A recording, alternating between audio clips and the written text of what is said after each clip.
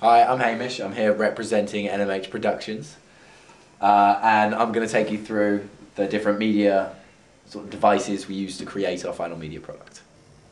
This is Final Cut. It was one of the programs we used to, well, the only program we used to edit together the actual footage to create the music video. And I've pulled out some of the clips so I can talk through some of the different effects that we created using Final Cut. First effect we created was a sort of surreal, blurry and heightened coloured effect on some of the images to sort of enhance them in some way, and we did that using soft focus and colour balance. So if we put those on this image, then sort of filter them and change the amounts to what we wanted, and we went with generally a 5 on the amount, this around there, and then we increased the red and decreased the blue to create the orangey effect that you can now see here on our clips. Another of the effects we used was to change the green screen background to another image to create sort of a surreal effect of different things happening in the background, and we do that by overlaying the green screen image up here on top of the image that we want to put in the background, which in this case is a shot of a pan across some lockers. And then we used the chroma key effect, which is here. You drag that on, and then we can edit the shot and sort of play around with it until the background image fades in, and it just takes a little bit of playing with, like there. Whoops. And now we have Nick on a background of lockers. So that's how we created some of the green screen shots that we used. On these shots in front of the green screen, one of the things that we learned was that our lighting had to be better, because as you can see around Nick in this shot, it's a little blurry and it didn't come out brilliantly. In some areas it's a little bit green. So we learned that we needed to light it better. So our lighting was alright and we had covered most of it, but there were definite shadows in the background.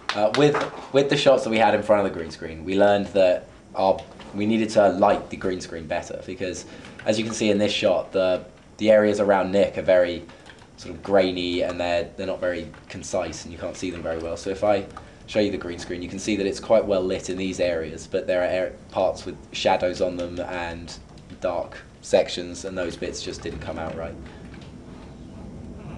Another part of our music video that we used quite frequently was editing to the beat, and the most effective way that we did this was in this scene here, which I'm about to show, where all of the cuts happen on a specific drum beat.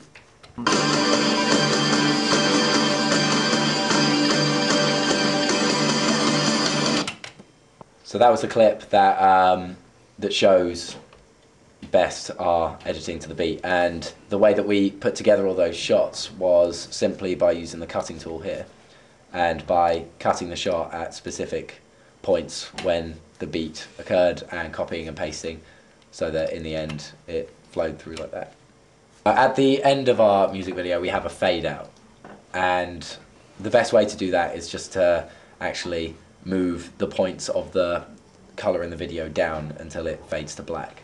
So this is what this clip would look like without a fade.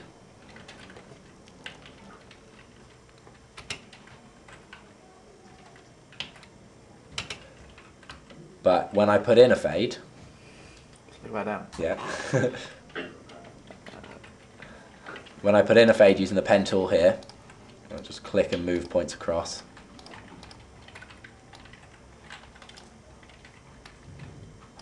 Like this. It creates the effect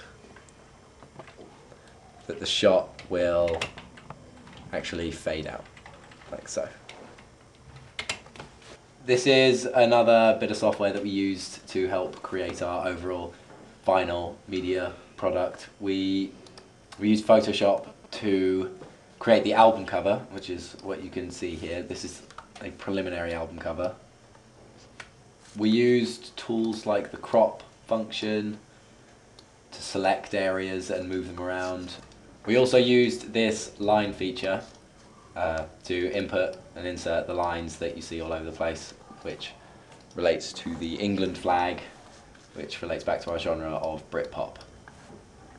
We also inserted our own image that we created outside of Photoshop, which you can see here, which we made in Publisher and just put some different photos together, put lines in between them, imported it, and that's when you see that there.